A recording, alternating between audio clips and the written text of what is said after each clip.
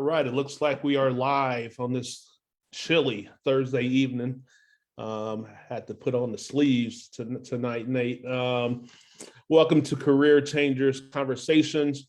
I am Vernon Birmingham. I serve as the Talent and Placement Manager within KCTR, and we're excited to bring you this evening our series that is entitled Career Changers Conversations, where we have the opportunity to hear from some of our residents and alumni who are in our program, who actually started off in one professional journey and decided to transition into education. So this evening we have with us, who I'm excited to have with us this evening, one of our cohort 6 members, one of the individuals that was part of, I guess I would call my first recruitment class, Mr. Nathan McCoy. Nathan, how are you doing this evening, sir? Vernon, I'm doing outstanding, man. I'm good. Hard day in the elementary school world, but I'm here. And we're gonna hear a lot more about that journey in the elementary school world. And again, I thank you for taking time to be with us this evening as we talk about often within our program. It's not easy. You know, you spend one day on Mondays in seminar and then 4 days in the classroom. So for you to do that, have your own family and things that you have to deal with. We were talking earlier about the process of moving and all that good stuff, but for you to take the time out this evening to share with those out here in the social media space about your journey, I'm grateful for that. So thank you. Sure. All right, so I guess we can start off with, talking a little bit about that journey. And I guess we'd start off with talking about what was it that you did previously to enter in education as a teacher? So previously in my first life, or former life, I was I served in the United States Air Force for 25 years. I retired from active duty officially 1 August of this year. I actually went on terminal leave from the Air Force on June 6th. I started terminal leave because that was the day I got on a plane to fly to Kansas City to start the Summer Institute on June 7th. So I had a retirement ceremony June 4th, got on a plane June 6th, started Summer Institute June 7th. But inside of that 25 years in the Air Force, I served my last job. I served as the Command Fuels Manager for Air Force Special Operations Command and retired in the grade of Chief Master Sergeant, or E9. So, long 25-year career serving and taking care of people. And now I've transitioned into serving and taking care of the little people at school. So that's well, first off, congratulations on retirement. I'm trying to figure out when that day's gonna get here for me. So congratulations on that, but also thank you for your service to our country. And it was a whirlwind. I remember you having a retirement ceremony, getting on a plane and being here on time, early and on time for our Summer Institute. So so that's pretty cool. So so you mentioned going from serving in one capacity of taking care of people, now doing such with elementary kids. So so I'm curious, and I'm sure a lot of people are curious, you're talking about going from military, traveling the world, to now wanting to be a teacher. Why did you want to become a teacher? So honestly, I knew graduating high school that I wanted to get into education. I wanted to go to school to teach and eventually, coach sports. But I couldn't afford to go to college right out of high school, or I didn't. Let's say I didn't know how to make that happen, going to the college outside of high school. But I knew I didn't want to just, do average stuff, staying at home trying to make it happen. So I joined the military, but I joined knowing that once I was done with the military, that I was going to serve as a teacher. And the reason I found that I had some very good teachers when I went to school who, you look back as a kid, if you look just like me, when I say look like me, I had a teacher, Mr. Grisby. He rings a bell to me. He was loud. He kept us he kept us motivated. The class was very upbeat. And I was like, man, I want to be able to do what he does. So he's, I think being in his class was one of the first times I thought about really being an educator. And then, playing sports in high school, I had great coaches when I finally made the team.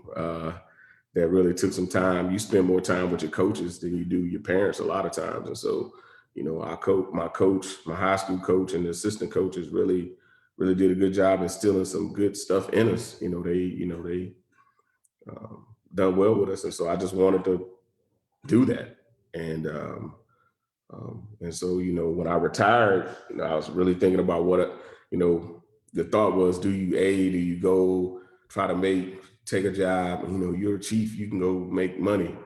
But that's not what I felt like I was purposed to do. So I started praying and really thinking about what I was going to do. And so, I feel like I'm purposed to, serve, and education is something that I believe that is very key. So I wanted to be a part of it. So retirement makes it easy for me to do this. And so I'm like, I'm really glad I made that decision. And my wife kind of helped push to make sure I stayed focused. You've been talking about this for years. You've been talking about for this for years. Don't go do anything else. Go, if you're going to work, go be a teacher. So that's why I did it. But we are definitely happy that you made that move as well. We talk a lot, especially within education, not only about more men, but also more Black men. So we definitely are glad to have you part of this cohort. And I kind of jumped right over this at the beginning, but tell us, where are you serving as a resident, and what grade are you doing? So I'm serving as a resident in North Kansas City School District at Topping Elementary School. And I'm in a 4th grade classroom. And once I'm finished with this year, as you know, I'll be certified in elementary education, which means that, I'll be working anywhere from 1st to 6th grade, hopefully right back at the same building that I'm at. But if not, it'll be somewhere. I think North Kansas City gets first dibs on placement, if I understand the handbook correctly. But now it'll be somewhere in that 1st to 6th grade realm when it comes to certification. I initially was going to middle school, but through some credits in Missouri certification process, I was more suited for elementary. And I'll be quite honest with you, I'm kind of glad the switch happened. It was kind of quick. It was, but when you get in the building, like you mentioned earlier, you get in the building, you realize in elementary school, it's 3 total males in the whole building that are educators. And, out of those 3 males, I'm the only Black male in the class. And so, we're serving a very diverse population. And so to be in that environment and to be that person, it's a lot of responsibility to represent the correct way, but it's also, you feel like you send a very positive message to the folks that are at the school that, hey, you can, I'm trying to be relatable to you, but also making sure we take care of your educational goals, just your just sometimes just having them personal conversations with them to make sure that we keep them on the right path, so to speak. So let's talk a little bit about the switch from 25 years in military, where everything, I'm assuming I wasn't military, my dad was, but everything's to the book, in order, everything's flows. There's always something that's planned out, where you get into the classroom, sometimes it's a little more organic sometimes. Talk a little bit how that adjustment's been for you, where you don't know what each day is going to hold, where typically in the military, unless you're out fighting in a battle, of course, but everything tends to be straight, in order and in line. So I'm gonna be honest with you, a lot of times it's very similar, because you can always have a plan until you get in it. And so, military, yes, you have a lot of processes, procedures, things that you do every day that can become routine, but you're still dealing with people. You're still dealing with people to execute those things that have to get done on a daily basis. And so when I look at education, it's very similar to me.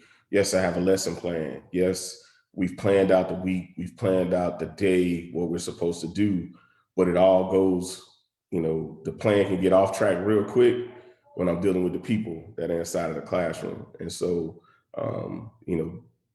that's where the similarities they're very close to me, because my whole day in the military could be shot. I'm thinking I'm going to do one thing, but then I end up doing a whole bunch of meetings one day because something happened, and I'm helping a individual, I'm helping an airman, I'm helping a person.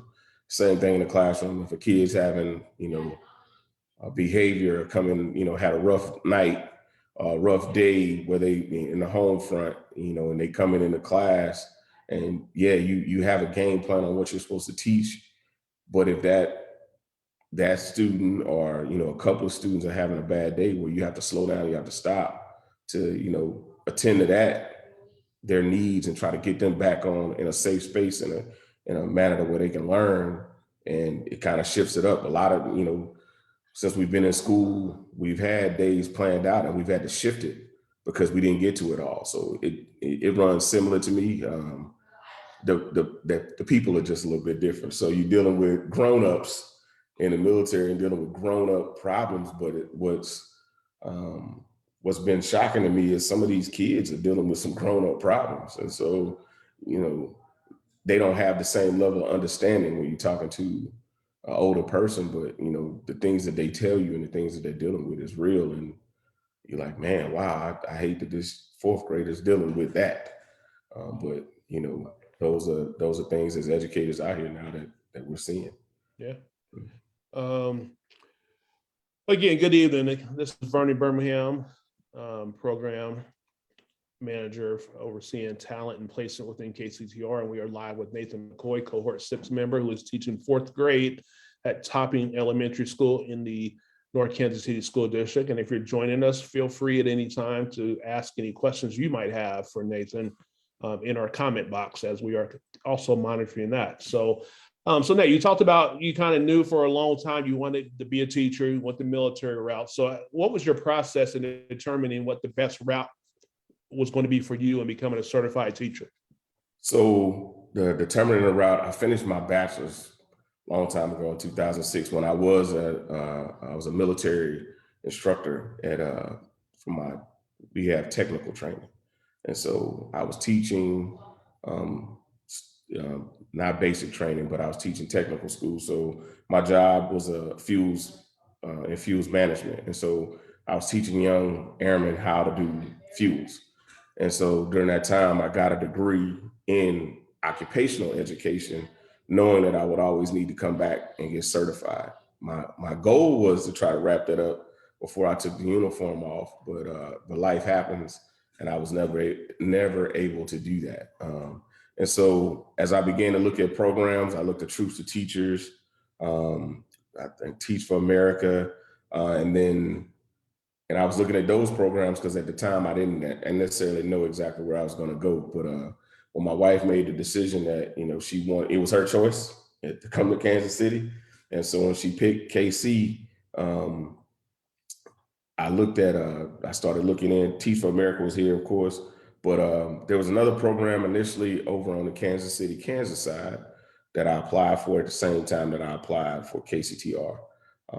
And that program was going to throw me right into the classroom, and I would go to school to finish the certification, which, but they didn't communicate as well as you guys did as far as KCTR with, hey, look, this is our program. This is what it does for you. This is what you'll do for us. And so, when I had the choice, when I was looking at, then it boiled down to Troops to Teachers, still forcing my way into this other program with on the Kansas City, Kansas side, or going with KCTR. It just turned into a no-brainer because to have the opportunity to sit behind a certified teacher for a year, and for her or him to gradually bring you along for the year, you finish your master's degree in the side of this program, you couldn't beat it. And so I'm glad I chose this path. This path makes it easy. Now, I will say sometimes I do with all the homework, I'm like, man, I don't know if I want a master's degree. I don't want that. Can I just get certified? But the process it works. You do the workload is serious. but the path to certification makes sense. You know, all of the things we do and all the conversations I have with my mentor teacher, I'm glad I have this year to where I'm not stumbling and fumbling in front of a class trying to deliver a lesson, you know, be putting a lesson plan together and just trying to just go. I'm glad, you know, now I'm up to teaching in elementary, you teach it all, but I'm up to doing 3 parts of the day with me in front. And so, you know, it's working and I'm able to, you know, take my time with how much of the class that I'm taking over and just really focus on, hey, can I transition? You would think it's easy. Can I just transition the students from the classroom to the bathroom? I didn't know how hard that was going to be, but that's hard. You know, so, you know, I'm thankful that I have this resident year to learn that stuff. So, you know, but yes, I did my homework, was looking at the different programs, like I said, but the KCTR program was the one that made the most sense. No, it's funny. Like we laugh about that whole restroom getting, but that's a real deal. I mean, that's something real that if you've never been in a classroom before, um, those are the little things that you kind of don't think about. It's kind of like when I became an adult and you think about raising kids, you think about the last one. You don't think about lunch money in accounts all the time. You don't think of it's those small things I think that you get the benefit from by serving as a resident that first year that helps you along the way. So thank you for highlighting that. So you know, we talk about career change, and it's a little bit different for you, and I guess in the terms where I think about career change, a lot of times I think about individuals who's leaving one job and going to another. You're doing that, but yours is in a retirement sense, so it's a little bit different. However, you know, knowing that you're going to do something different, what reservations or I try not to use the word fears, but what reservations or fears did you have in making this decision to move to Kansas City to become a teacher? So my biggest fear was, number one, I'm not from here.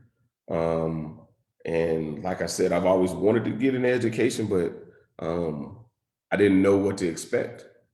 And so, you know, it was kind of a fear of the unknown, like how is this going to be? You know, how's this going to work? You know, everybody tells you, hey man, as a Black male, you're going to get a job as a teacher. For real? Am I? I don't know. And the places that I'll get employment, am I gonna be supported from the rest of with the rest of the staff? Am I gonna be supported, with the parents when we're trying to, are we gonna work together as a team to give the students everything they need to be successful? And will I be able to really do that? And so that was the fear. When my last experience with school was mine, like when I graduated high school in 1996, and I spent a lot of time in class reflecting on that, like, wow, we could not do that when I was in school. And now to see some of the things, it's like, I wouldn't have believed it until I was there to see it for myself. So my fear was kind of the unknown, not knowing what I was going to walk into. But I do know me. So once I got in it, I figured out, and I would figure it out and be able to do well in it. But it was just a fear of, I didn't know what to expect. So that's what I was. So with that, what did you expect going in? And I say, what did you expect going in? Like, what did you expect going into this teaching thing, and how has those expectations aligned with reality so far? So I think I had rose-colored glasses on when I was looking at it. Like, I thought, oh man, this is gonna be great. Everybody's gonna be so excited to go do this, and the kids are gonna be ready to learn. You may have one kid that stop it, cut that out, but that'll be it. I was just elementary school. I'm 6'2". I'm a big guy. Ain't nobody gonna look at me like, you don't tell me what to do. I'm not gonna hear all this stuff. That was so false. That was so false. The students, that's just false. It's, I mean, and I'm trying to collect my thoughts on that piece of it, but I just thought it was gonna be this whole happy, everybody's in here, we slapping hands. You see the videos. So I fell in love with the Facebook videos of the teachers making songs and TikToks for kids and special handshake. So I'm trying to do that. And I got kids that won't even shake my hand when they walk in the building. So I'm like, hold up, this is not what it looks like on TV. But over time, right? And so now you understand what they mean by, you build a relationship. It's just like adults. You have to build a relationship with them. And so some of the kids who looked at me like I was crazy the first day of school, they're now coming up to me, talking to me now that we're almost in November. So it's just building that relationship, being consistent and building that trust with them. Well, then now some of those respect things or some of those fun things you can do. I just thought I was gonna be able to walk in and just have a ball with them, but no, you really have to earn that with the students as well. So No, that's good, man. I'm laughing so hard because it's bringing back so many memories from my early days as a teacher. And the difference, I guess, for me, I was 21, 22 years old teaching at my old high school. So 17, 18-year-olds. And yeah, going in young, cool, hip, just like, I ain't gonna have no problems. And that was not the yes, case. But I'm glad I did get some good advice from some teachers who said, don't go in trying to be everybody's friend.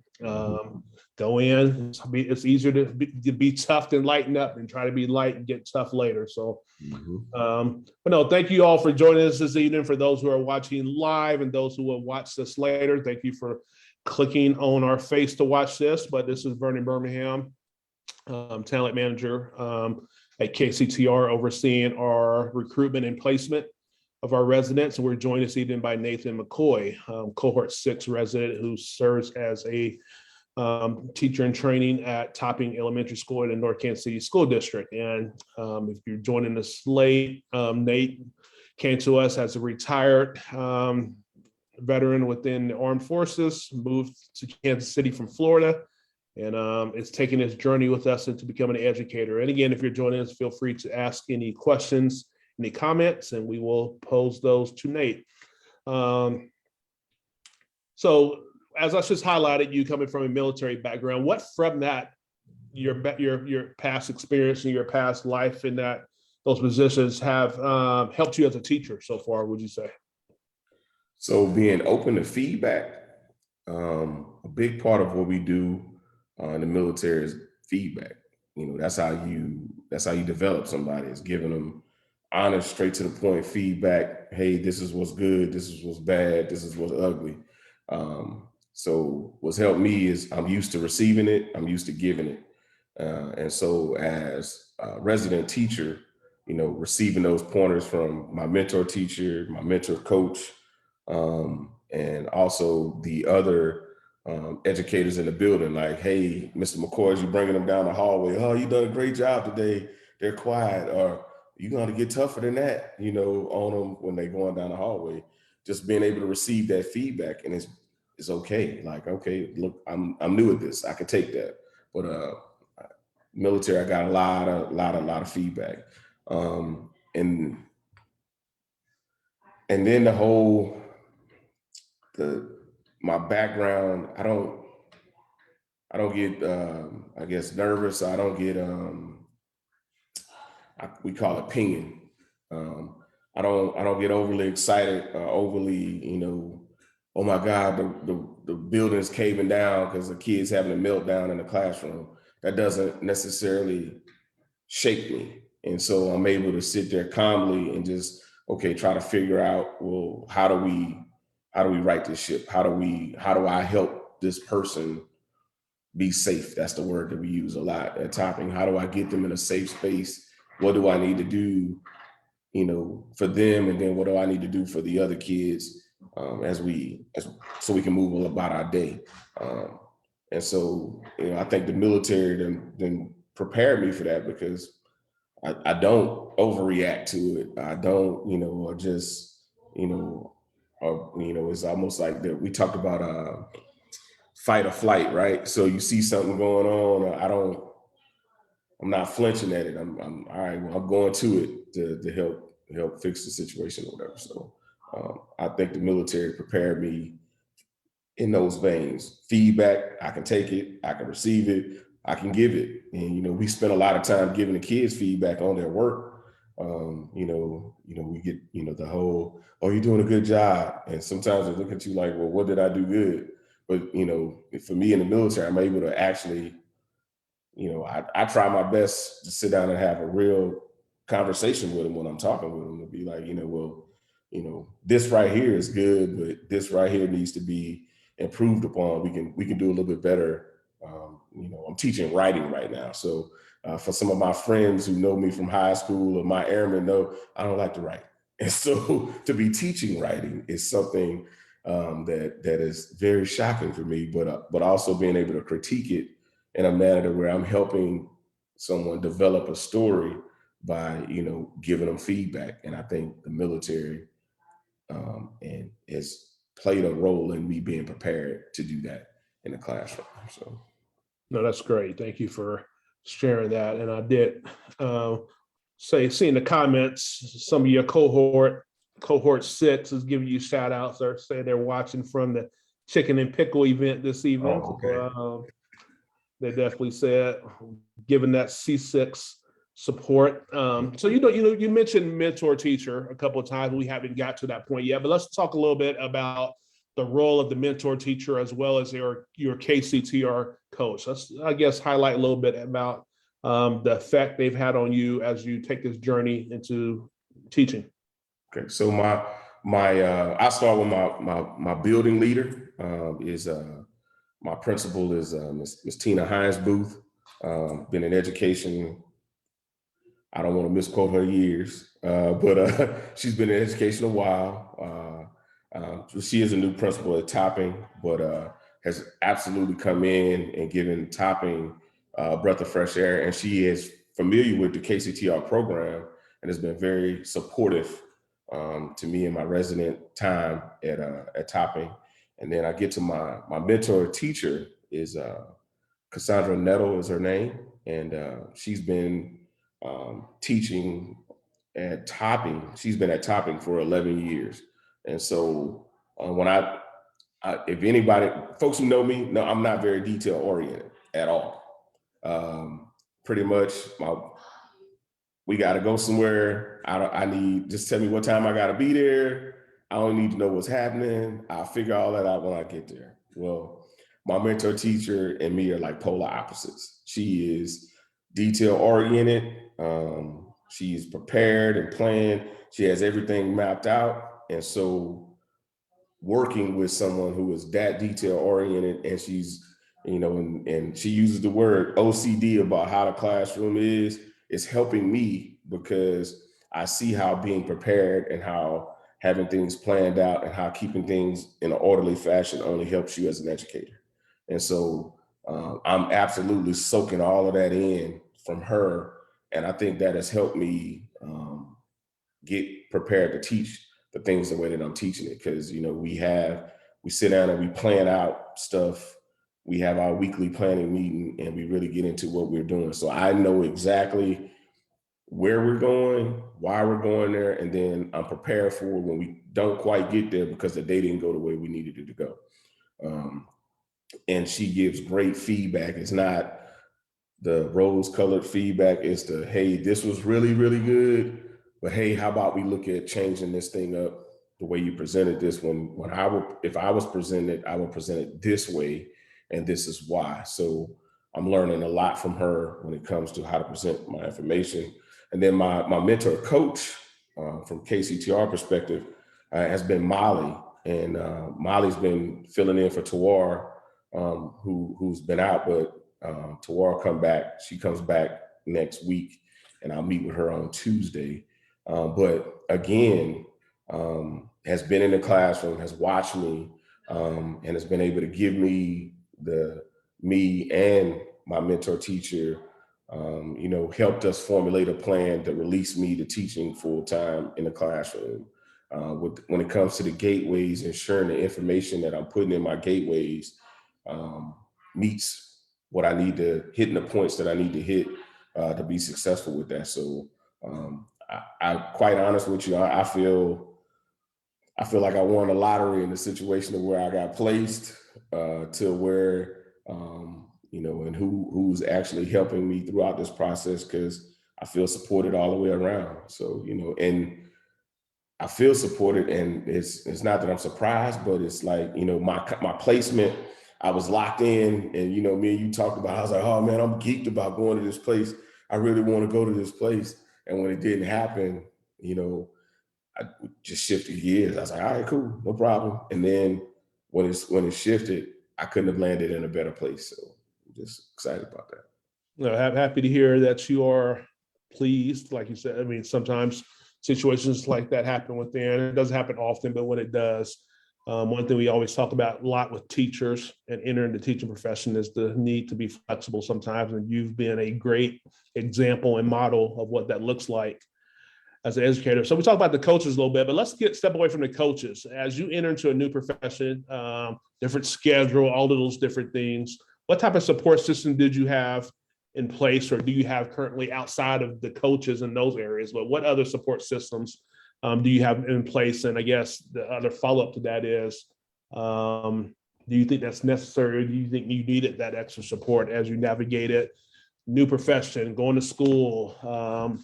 some late Wednesday evenings, things like that? So absolutely. So my family has been a big support.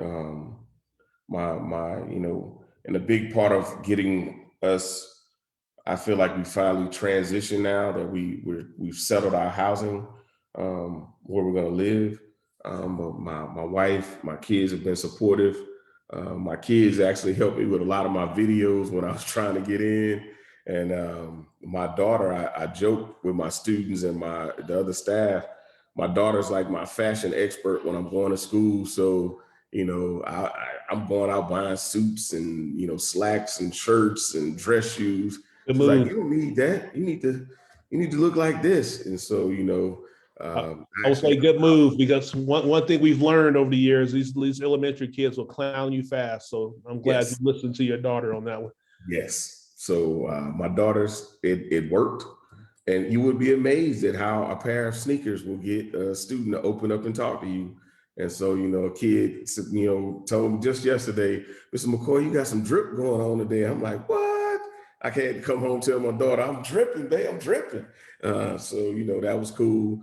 My in-laws have moved out here from California. So, the family nucleus is key to me to getting that initial support. And then we have some friends that are here.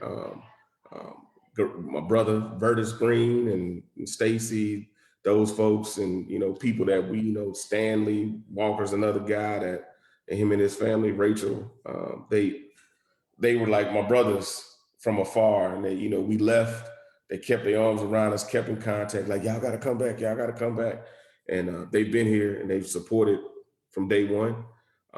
Outside of coaches, from the KCTR standpoint, I believe I'm really appreciative for the whole staff.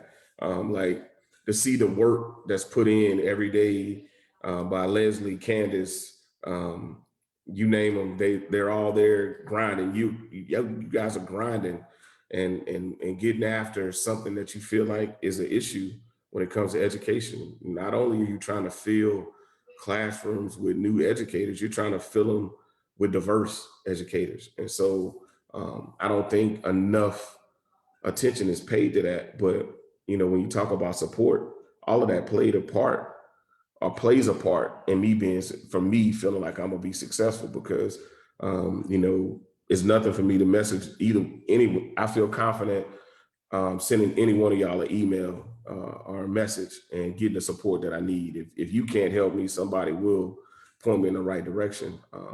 You've introduced us to folks like the team Block, for example. I've talked to them. We had parent teacher conference. They had an event and I wasn't able to go, but seeing some of these same people that KCTR brought in to speak to us, to see these folks out and about in Kansas City and to just have a conversation with them has been good. And, it's just amazing when you meet somebody one time, how, not karma, but things happen. You meet them once And then next thing you know, you see these people all the time. So, and all of that to me funnels into my network, because now I know what I can, have a conversation with that person about, and try to get in, try to make myself better, but also be a help to them in whatever they need. So building that network of support. No, that's good. Thank you for that. The affirmations of KCTR as a staff, but also shouting out Cornell and the block team. It was actually going to go to the next question here in a second, but a great affinity space for Black men educators. So again, thank you for joining us this evening. If you are just tuning in, this is Vernon Birmingham. I serve as the talent manager overseeing recruitment and placement, and we're joined by Nathan McCoy. Feel free to ask any questions that you might have for Nathan in the chat or the comment section. We are close to winding down here, so I do have a few more questions I'm going to throw your way. And I asked you earlier, why did you want to become a teacher? But I'm going to go a step further. Why was it important to you to enter the education profession? Two different questions there. So I was never blind to the fact that it was not enough men, and it wasn't enough Black men in education. Prime example, when I finally got placed in elementary, I thought about, all right, well, when was the first time I seen a male teacher? And I don't remember seeing a male teacher until I got to middle school. And the male teachers were PE teachers at that time, even in middle school. And, the Black educators were female, and the Black males were, like I said, PE teachers. I think Mr. Grisby was the first Black male that I met that taught something outside of PE, and he taught business and free enterprise, and so that was new to me. And so in my mind, I was like, well, that's a need. I feel like I've always had a servant type heart. You talk about servant leadership. You always want to, if you're helping people or you're doing something for somebody else, life will spin that thing back around and make sure that you're taken care of, and that's what I believe. And so, I've, even in leadership positions, I'm only using my position to serve those who work with me. I'm pulling them with me. And so I'm taking that same approach to education, because there's a need there. Like I said, I'm the only Black face as a male in my building. And so for some of the boys and girls, I'm maybe the only Black male that they may come in contact with, from single moms living with grandma, grandpa, whatever, but to have that male figure to look to ask questions to talk about. And so that was important to me, because I believe if I can set the right example, and I picked middle school at first, but God saw different. He sent me to elementary school because I thought middle school is where I wanted to be intentional about reaching out to Black males and trying to do my best to influence them in a positive manner at that age group. But now I'm just doing it earlier, and I'm being intentional about what I'm doing. So I mentioned the word fight or flight earlier.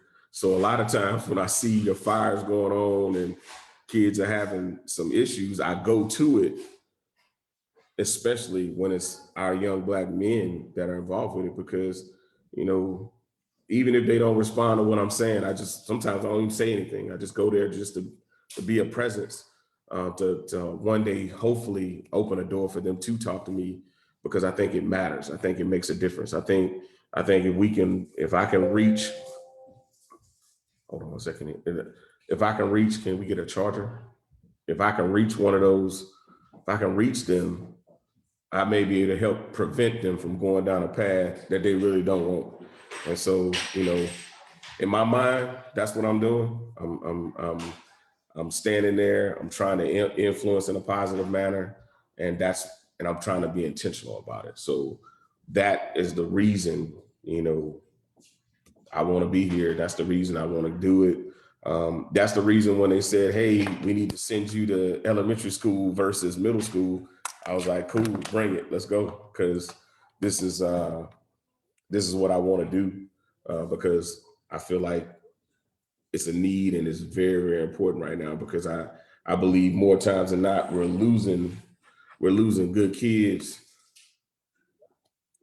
We're losing good kids that could absolutely, just the slightest little thing can change and make a difference to make them go right when they, instead of left. So that's my purpose. That's good. I love that. I love it. And another thing we think a lot about, or talk a lot about, we talk about equitable education, and I loved all of that. Then I think often as well as the students who are not Black, who don't have much engagement or interaction with a Black male in general, and how that benefits them as well, because often, and we can, I guess, can be comfortable saying this, if it's not sports or something like that, it just doesn't happen enough. And allowing all individuals to be able to learn and grow from each other, is a positive that comes from that as well. So it's interesting you say that, because it's amazing. Some of the kids who look at me in class and they be like, oh, what football team you play for? And I'm like, first of all, I don't play football. I sucked at that. But I was in the military. And then so when I tell them my background in the military, and then we start to talk about what I've done to those kids who aren't Black, it's still opening the door to show, oh, wow, you done something other than play sports. You don't do music. You don't, I'm probably part of the Rhythmless Nation. I don't do that either. But to show that there's more there than just sports and entertainment. And so that's another key point. You think about what you're doing for the kids who look like you, setting an example for them, but for the kids who don't look like you, you're also setting an example that, hey, look, I'm not gonna rob you when we go outside of the school. You know what I mean? I'm not this big bad person. I'm actually pretty cool. Yeah, I mean, it's a real deal, and that's why I lifted it up, because I even think back, I had people I met in college who never had interaction with a Black male before, and and out of their mouth was all that they knew was from what they saw on MTV and playing on the AAU basketball team. Yes. So again, it's opening up conversations. It's opened up opportunities for growth from other individuals as well. So that's another positive of why we need more men and more Black men within these spaces. So you mentioned military again as something that you share with the students, and we're going to wind down here with our last couple of questions. But one thing I think I've talked to you about this, the goal or the vision that I have to get more individuals who are leaving the life of military to transition maybe into the classroom. If there were some military retirees or those folks thinking about retiring soon, who are thinking about this, what would be the advice, or what would be something you would share with them on why they should maybe think about doing this? So, number one, I would want to make sure that, the reason why you want to do education, like, why are you doing this, right? So, to me, when I watch teachers and being a part of it, is not the money. You're not doing this job to get paid. Like, you're not coming to do this to make money. And so, for a lot of our military folks retiring and searching for that thing to give them purpose, to give them that feeling like, oh man, I'm a part of something, I believe it would be great. I believe it's a core of young folks who transition out of the military before retirement. They're younger and leaving the military. They've come in, they've gotten their educational benefits. Some of them leave with degrees. I believe those would be great people to come in and serve as educators, because a lot of the trainings that I've been to now that we're talking about in education is tying it to more, how can I make the student successful in the civilian sector? I mean, I say civilian sector. How can I make the students successful in the workforce?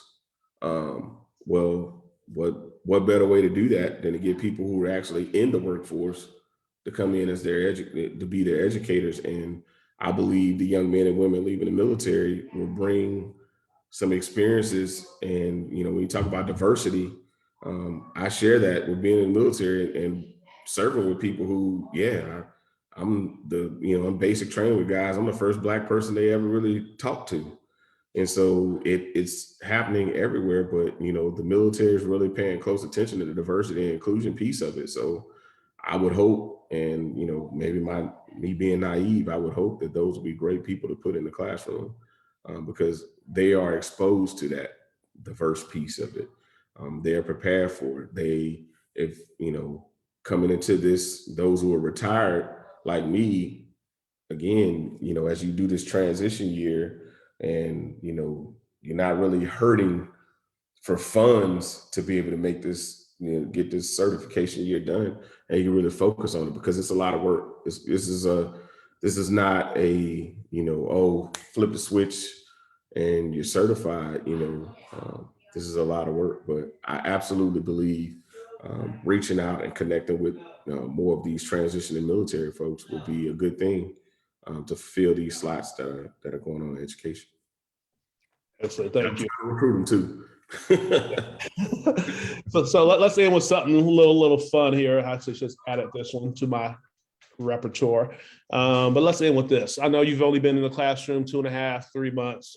What's your favorite story so far from the classroom? Ooh. And of course, we're not dropping names. We'll go.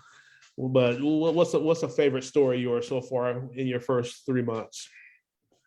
So a favorite story is, I have a student who literally just refused to talk to me the entire time I've been in class. And I typically play football with the kids on Thursdays. I brought a football in. I promised them I would. So we got out, we started playing football.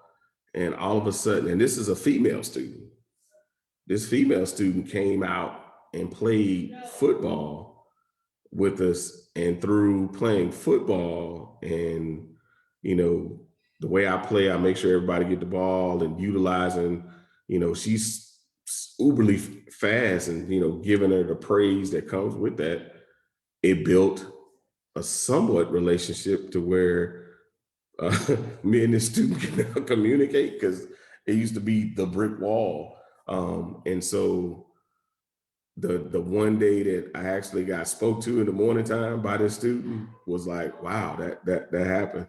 And that has been one of my favorite stories. That, again, it was a wall. It wasn't happening, but through that conversation, through sports, through playing football with them, just being around them, just in that manner, right, worked. It built that, and from that to students. I had a student. It was a bad week. 1 week, the housing situation wasn't working out. I got a couple. So I'm sorry, I'm about to go on a couple now. But so it was a bad week, man. I was one of them rough moments. And so I have a kid who is tech savvy. He found a way, got into my phone. And so I didn't know he got into my phone. So I was sending a picture to one of my military buddies about a house in Germany, and about how the solar panels go on the house. I sent it. I see this picture on my phone, and it's two of my kids in here, and they just got these big cheese eating grins on their face. And I'm like, what they doing on my phone? So I go, I say that, and then I get into class and show my mentor coach. We both laugh about it. And I was like, you know what? I said, I needed this today. I needed to see that picture, the smiling faces on my phone, because I said, it's been this whole house thing been rough. So we put the picture up on the computer, on the TV screen when they walked in. So they immediately thought they was in trouble, and they were just all nervous. And then so I kind of grabbed one of them like I normally do in class, because I play around with him a little bit. And he's like, I'm so sorry, I don't want to get in trouble. I said, man, you're not in trouble, man. And I actually gave him a hug and said, I needed that. I appreciate it. So, those two things that happen in class have been key to me. For those watching, I don't know if that makes sense to them, but that's it. Just that whole feeling like I broke down a wall with a student, and then again, I don't know if they did that on purpose. I don't know if they could feel something, but it was needed, and it happened, and I really appreciated that when I saw that picture, and so yeah. Oh, that is awesome. That is an awesome way to end our time this evening. The beautiful thing there is, as we work to inspire and improve the lives of young people, they do as much for us at the same time. So that's the joy of this profession. So yeah, Nathan, appreciate you, man. Appreciate you spending time this evening, joining us on our Career Changers conversation. Last year, you were one that we were trying to get to watch this. This year, you're one participating. And so thank you for jumping on with us this evening. And thank you all for taking time this evening to watch live, or if you watch this later, thank you for taking time to go back and watch this. And again, as always, if you have any questions about KCTR, feel free to check out our website, kcteach.org. You can always reach out to me, Vernon, at kcteach.org as well. So thank you for joining us this evening. Enjoy the weekend. It's about that time to start getting them sweaters out, getting that chili cooking. The fire pit's going, but everybody enjoy your weekend, be safe, and we will see you next time. All right. Thank you.